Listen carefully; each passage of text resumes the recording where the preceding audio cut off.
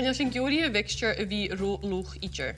Ha mixture ac yn y gwad snog agus ydrym, ha fi cyn gyfal ag yma tiw, agus cwydioch gyfal tor air on sa mixture, eisiau sy'n yn jor with the how a georí. Ha yn waffle maker ac yn gyrru fi chesgwyl gyr son fasgar 5 minuten, so ha sy'n georí gymia snog agus che. Ha sy'n georí sy'n yw cainjoch nach cwysyn cws mixture ysdech, ha sy'n georí gyn hos y mixture a fi sy'n ymach na horan idir. So mar sy'n, gyrwch cwysyn stoch 3 span fôr ysdech yn y waffle maker. Ha sy'n gwad gleifa. Sionis.